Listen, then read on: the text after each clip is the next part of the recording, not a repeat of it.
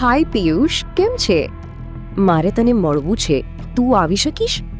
લલચામણા લાગતા આ શબ્દો સાથે એક અજાણી યુવતીનો ફોન આવ્યો અને રાજકોટના સામાકાંઠાના વિસ્તારમાં રહેતો 17 વર્ષનો પિયુષ ઠક્કર તુરંત ઘરેથી નીકળી ગયો. એક સામાન્ય લાગતો આ ફોન કોલ, એક મધુર અવાજ, અને આ અવાજ રાજકોટના એક પરિવારને સદા માટે સૂનું કર્યું. આજે વાત કરીશું એવા કેસની જેના કારણે સમગ્ર રાજકોટમાં બંધનું એલાન આપવામાં આવ્યું હતું. અને આ માત્ર અપહરણની કહાની નથી, એક એવો કેસ છે જેમાં વિશ્વાસ સૌથી મોટો ગુનેગાર હતો. કરોડોના આસામી એવા વેપારીના ત્યાં સુખનું સરનામું બદલાઈ ગયું હતું. ચાલો આ કેસની વિગતે વાત કરીએ.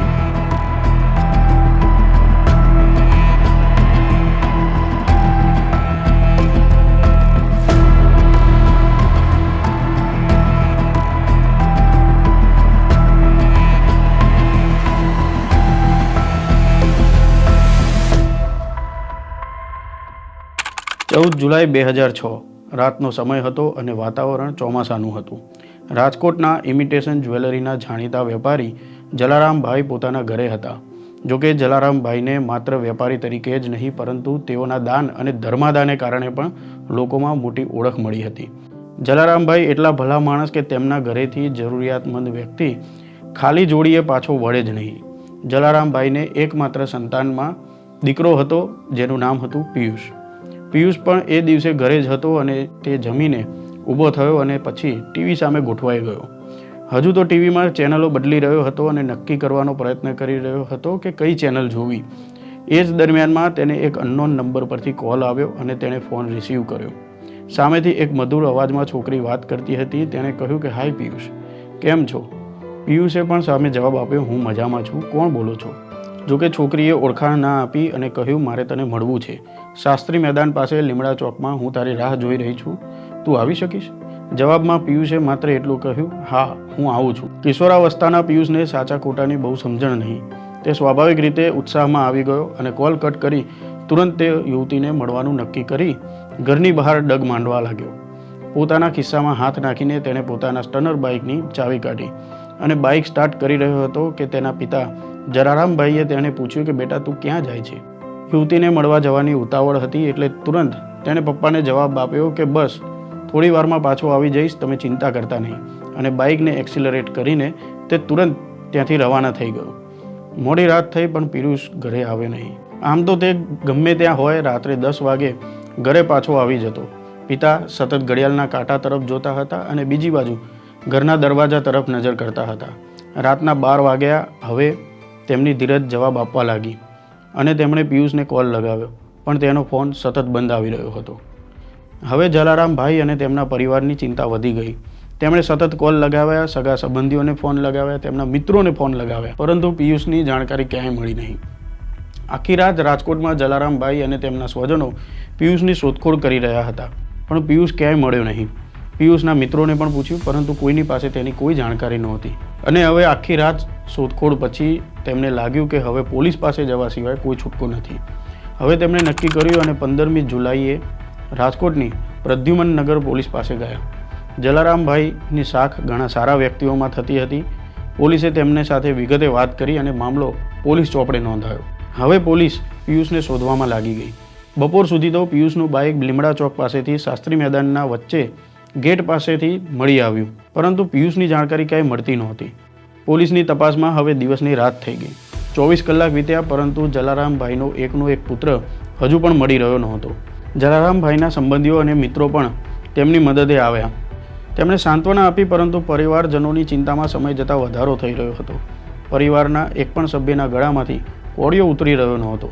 તેઓ સતત પિયુષના સમાચારની રાહમાં હતા. ક્યારેક પોલીસ સાથે તો ક્યારેક સંબંધીઓ સાથે તેના સમાચાર છે કે નહીં તેના સવાલ કરી રહ્યા હતા. પિયુષની શોધમાં ફરી આખી રાત વીતી ગઈ. 16મી તારીખે જલારામભાઈના ફોન ઉપર એક ફોન આવ્યો, જેણે ચિંતા વધારી દીધી. વાત એવી હતી કે તે દિવસે જલારામભાઈ દીકરાની ભાળ મળી જશે તેવી આશાએ પોલીસ સ્ટેશન જઈ રહ્યા હતા. તેઓ ઘરેથી જ્યારે નીકળે છે ત્યારે એક અજાણ્યા નંબર પરથી તેમને કોલ આવે છે. આ કોલ ઉઠાવતા જ તેઓ સ્તબ્ધ થઈ જાય છે. કારણ એવું હતું કે સામેવાળાએ એક શબ્દ પર ભાર મૂકતા જલારામભાઈને કહ્યું કે તમારો દીકરો મારી પાસે છે. અને જીવતો જોવો હોય તો 30 લાખ રૂપિયા તૈયાર રાખજો. જલારામભાઈ કશું બોલે તે પહેલાં જ આ ફોન કટ થઈ જાય છે. જલારામભાઈને રૂપિયાની કોઈ તંગી નહોતી, પરંતુ પોતાનો દીકરો કિડનેપ થયો છે અને સામે ખંડણી માગવામાં આવી રહી છે તે વાતે તેમને ડરાવી દીધા હતા. જલારામભાઈએ તુરંત પોતાનો ફોન ખિસ્સામાં મૂક્યો અને ગાડી પ્રદ્યુમનનગર પોલીસ સ્ટેશન તરફ દોડી ગઈ. પોલીસ સ્ટેશનમાં ઇન્સ્પેક્ટર એમ પટેલ પોતાનું કામકાજ કરી રહ્યા હતા. જલારામભાઈ સીધા જ તેમની પાસે ગયા અને કહ્યું કે થોડી વાર પહેલાં મને એક કોલ આવ્યો. જ્યારે હું ઘરેથી નીકળી રહ્યો હતો ત્યારે કોલમાં એક શખ્સ કહેતો હતો કે પિયુષ તેમની પાસે છે અને તેઓ 30 લાખ રૂપિયા માગી રહ્યા છે. જલારામભાઈની વાત સાંભળીને તેમણે તુરંત રાઇટર ભાનુભાઈ મિયાત્રાને બોલાવ્યા. ભાનુભાઈને તેમણે કહ્યું કે હમણાં જલારામભાઈના મોબાઈલ પર જે પણ વ્યક્તિનો કોલ આવ્યો છે તે કોલ નંબરને આપણે તપાસવાનો છે. તેની કોલ ડિટેલ કઢાવો અને શક્ય થાય તો તેનું લોકેશન પણ કઢાવો. ઇન્સ્પેક્ટરની સૂચના મળતા ભાનુભાઈ તરત કામમાં લાગી ગયા.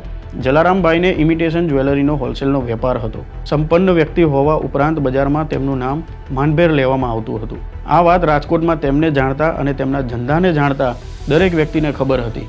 એટલે પોલીસને શંકા એવી હતી કે પિયુષનું અપહરણ કરનારું કે પછી તેની જાણકારી આપનારું કોઈ પરિચિત વ્યક્તિ જ હોવું જોઈએ, જેને ખબર છે કે અહીંથી માગો તેટલો રૂપિયો મળી જશે.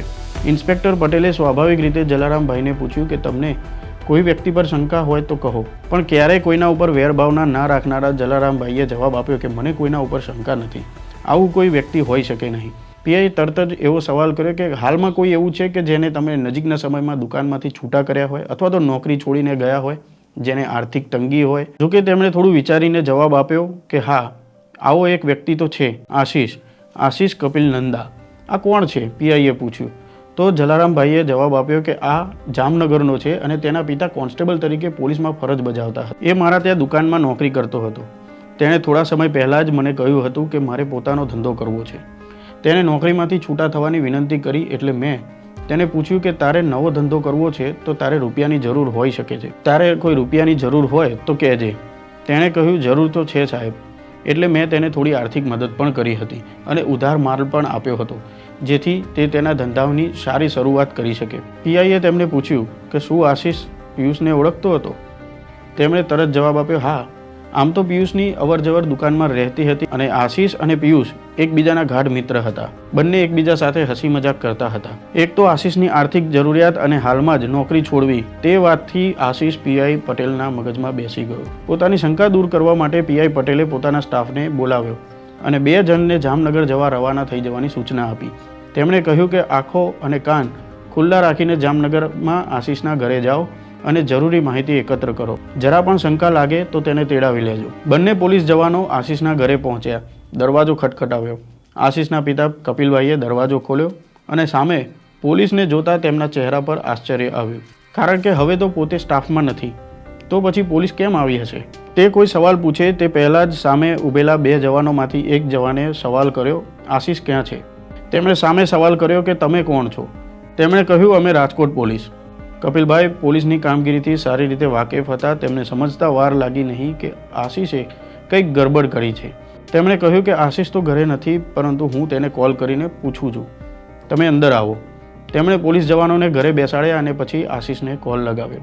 ફોન રિસીવ થતાં જ કપિલભાઈએ આશીષને પૂછ્યું, બેટા તું અત્યારે ક્યાં છે? તું જ્યાં હોય ત્યાંથી તરત ઘરે પાછે આવી જા, મારે તારું કામ છે. આશીષે તુરંત જવાબ આપ્યો, બસ પપ્પા, રસ્તામાં જ છું, ઘરે જ આવી રહ્યો છું, 15 મિનિટ જેવો સમય થશે. હવે બંને પોલીસવાળા અને કપિલભાઈ આશીષની રાહ જોઈ રહ્યા હતા. બસ થોડી જ વારમાં આશીષ પોતાના ઘરે આવ્યો અને ઘરમાં અંદર દાખલ થતાં જ 2 અજાણ્યા વ્યક્તિને જોયા. વર્ષોથી પોલીસની બોડી લેંગ્વેજથી વાકેફ આશીષને શંકા ગઈ. તેના ચહેરા પર હાવભાવ બદલાયા, પણ તરત તેણે હસતા મોઢે કહ્યું, બસ પપ્પા, હું થોડી વારમાં નહાઈને આવ્યો. આટલું કહીને તે બાથરૂમમાં જતો રહ્યો. પછી તે થોડી વારમાં બહાર નીકળ્યો અને સીધો રૂમમાં પાછો આવ્યો. તેણે કહ્યું, બોલો પપ્પા. તેના પિતાએ તેને પૂછ્યું કે આ 2 ભાઈ તને મળવા આવ્યા છે. તેણે તે બંને સામે નજર કરી અને પોલીસવાળાએ કહ્યું, આપણે એકલામાં વાત કરીએ. પોલીસ તેને અલગ લઈ ગઈ અને તેના ખભા પર હાથ મૂકી પૂછ્યું, તારા જીગરજાન મિત્ર પિયુષને કોઈએ કિડનેપ કર્યો છે. સામેવાળાએ રૂપિયા માંગ્યા છે. આ અપહરણ કોણે કર્યું હશે? તને શું લાગે છે? પોલીસવાળાએ સીધો જ સવાલ કરી લેતા આશીષ 2 ઘડી હેપતાઈ ગયો. તે બોલવામાં થોથવાવા લાગ્યો અને પોલીસની નજર કહી રહી હતી કે કંઈક છુપાવી રહ્યો છે. એટલે તેમણે કહ્યું કે સારું, ચલ અમારી સાથે રાજકોટ આવ અને ત્યાં ઇન્સ્પેક્ટરને તું આ બધી વાત કરજે. હવે પોલીસ આશીષને રાજકોટ લઈ આવી. તેની પૂછપરછ શરૂ થઈ અને ભાનુભાઈએ તેને ઘણા સવાલો કર્યા. પણ આશીષ ટસનો મસ થતો નહોતો. એટલે ભાનુભાઈએ સવાલોને ફેરવીને પૂછવાની શરૂઆત કરી. પોલીસના સતત સવાલો અને ઉલટ તપાસમાં આશીષ ભેરવાઈ ગયો અને તેણે આખરે મોઢું ખોલ્યું. તેણે પોલીસને કહ્યું કે અમે તેને કિડનેપ કર્યો, પણ રસ્તામાં પિયુષ મારો અવાજ ઓળખી ગયો, જેથી હું ડરી ગયો અને લાગ્યું કે હું ફસાઈ જઈશ. એટલે મેં તેને ચોટીલા પાસે ઉતારી દીધો. પછી તેને રાજકોટ તરફ જતી એક બોલેરોમાં બેસાડી દીધો અને એ પછી શું થયું તેની મને જરા પણ ખબર નથી. આશીષ પોલીસની શંકાના દાયરામાં હતો, એટલે તેની વાત વેરીફાઈ કરવા માટે પોલીસે સૌરાષ્ટ્રમાં રજીસ્ટર કરાયેલા તમામ બોલેરો નંબરને મેળવીને ખરાઈ કરી. પરંતુ અહીં આશીષ પોલીસને ગોળ ગોળ ફેરવી રહ્યો હોવાથી પોલીસના હાથમાં કશું લાગ્યું નહીં. પોલીસને ખબર હતી કે આશીષ પોલીસ પુત્ર છે, એટલે તે ચાલાકી કરશે જ. પોલીસે પોતાની ચતુરાઈ વાપરી અને પોલીસે તેની સાથે અપહરણમાં સામેલ દરેક વ્યક્તિના નામ કઢાવ્યા. આ કવાયતમાં 5 દિવસ જતા રહ્યા, જેની પોલીસને ખબર પણ પડી નહીં. પણ જલારામભાઈના પરિવાર માટે એક દિવસ મુશ્કેલીથી પસાર થઈ રહ્યો હતો. જલારામભાઈ અહીં પણ પોતાની માણસાઈ અને મોટા મનનું ઉદાહરણ આપી ગયા. તેઓ જે વ્યક્તિએ પોતાના દીકરાનું કિડનેપ કર્યું છે તેવું કબૂલ્યું છે, તે વ્યક્તિ માટે પણ ઘરનું ભોજન લઈને આવતા હતા અને તેને જમાડતા હતા. પણ સામે આશીષ આટલા ભલા માણસની પણ દયા ખાતો નહોતો. હવે આટલા દિવસો છતાં પિયુષની કોઈ ભાળ ન મળતા લોહાણા સમાજ અને ઉપલા કાંઠા વિસ્તારના ઇમિટેશનના વેપારીઓની ધીરજ ખૂટી ગઈ. તેઓએ રાજકોટ બંધનું એલાન આપી દીધું. ઠેર ઠેર વેપારીઓએ શટર ડાઉન રાખીને તેને સમર્થન પણ આપ્યું અને હવે પોલીસ પર પ્રેશર વધી ગયું. તરત પોલીસ કમિશનર કે નિત્યાનંદમે આ કેસને લઈને અધિકારીઓ સાથે મિટિંગ ગોઠવી.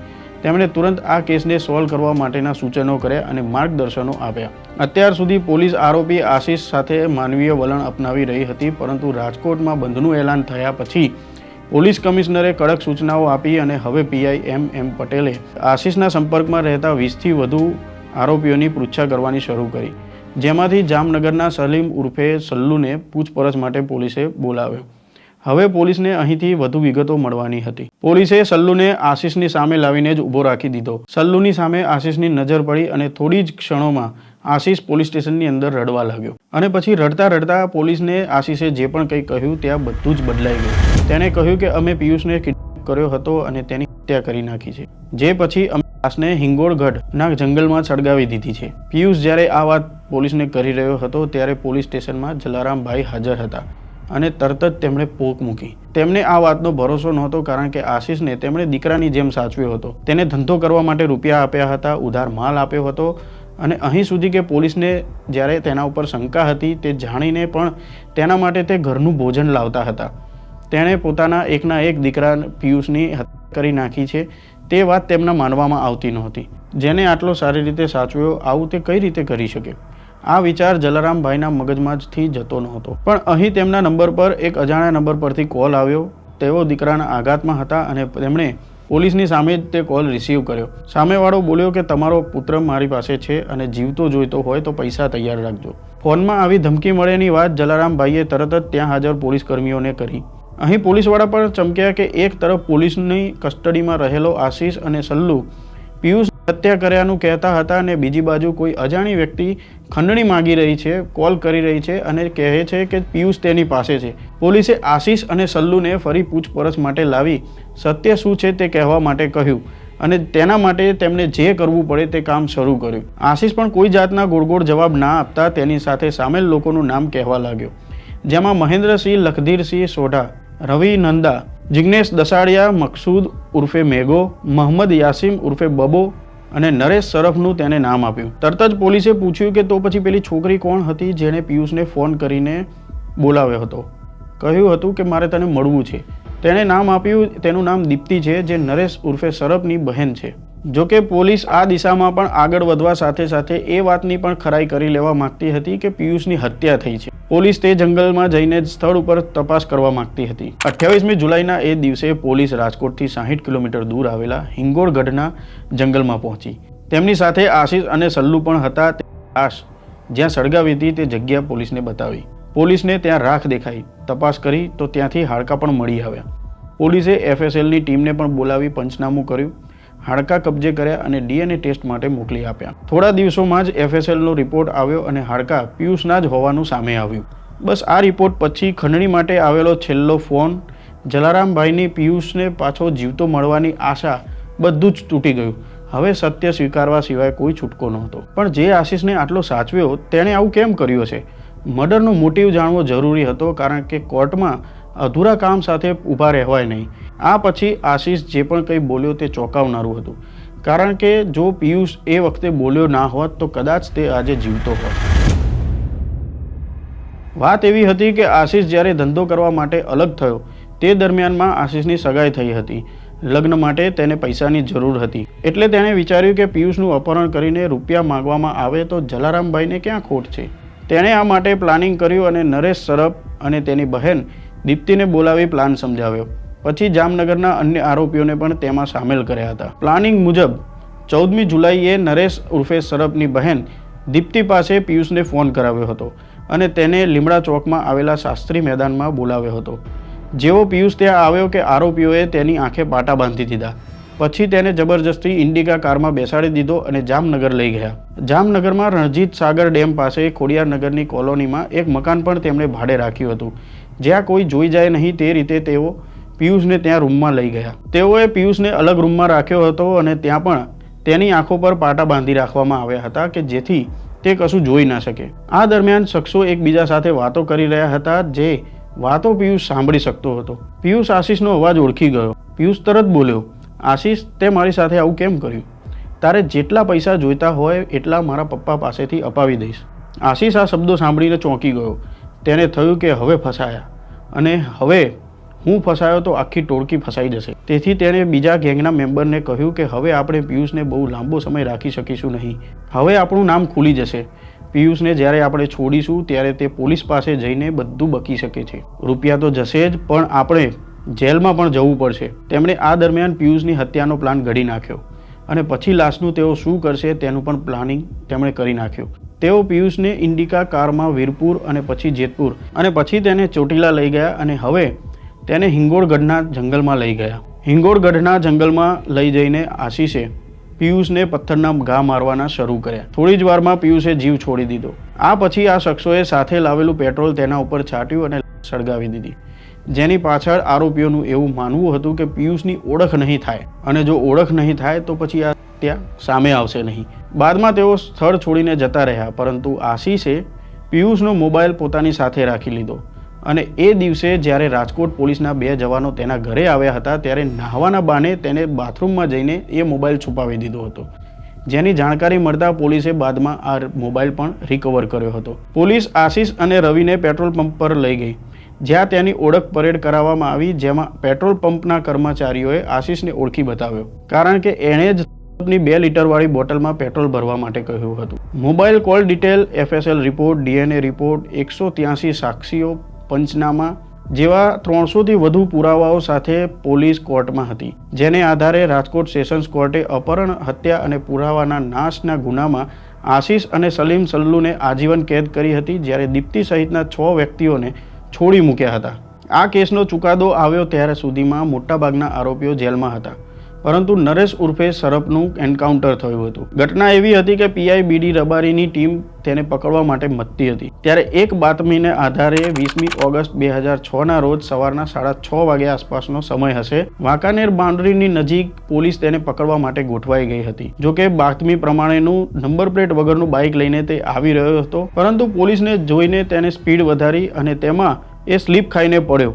એટલું જ નહીં, તેણે નીચે પડ્યા પછી પણ પોલીસ પર ફાયરિંગ કરવાનો પ્રયાસ કર્યો. આ દરમિયાનમાં સામા પોલીસના ફાયરિંગમાં તે ઠાર થયો. સરપની માતાએ કોર્ટમાં અને રાષ્ટ્રીય માનવ અધિકાર પંચમાં આ એન્કાઉન્ટર નકલી હોવાની ફરિયાદ કરી છે, જેના પગલે માનવ અધિકાર પંચે આ એન્કાઉન્ટરની તપાસ કરવાનો હુકમ કર્યો હતો. દોષિત ઠરેલા આશીષ નંદા અને સલ્લુએ ગુજરાત હાઈકોર્ટમાં અપીલ કરી હતી, જેમાં હાઈકોર્ટે આશીષની સજા યથાવત રાખી હતી, પરંતુ સલ્લુને શંકાનો લાભ આપી છોડી મૂકવાનો આદેશ કર્યો હતો. આશીષે ગુજરાત હાઈકોર્ટના ચુકાદાને સુપ્રીમ કોર્ટમાં પણ પડકાર્યો હતો, પરંતુ સુપ્રીમ કોર્ટે તેની અરજી ફગાવી દીધી હતી અને તેની જે આજીવન કેદની સજા છે તેને યથાવત રાખી હતી. આ બાજુ પુત્રની હત્યાના આઘાતમાં અંદાજે 2 વર્ષ બાદ પિતા જલારામભાઈનું પણ હાર્ટ એટેકથી મૃત્યુ થયું હતું. PI MM પટેલ હાલ નિવૃત્ત જીવન ગાળી રહ્યા છે. આ ઘટના પરથી આપને જરૂર એવું લાગશે કે ભલાઈનો જમાનો નથી, કોઈનું ભલું કરવું જ ગુનો છે.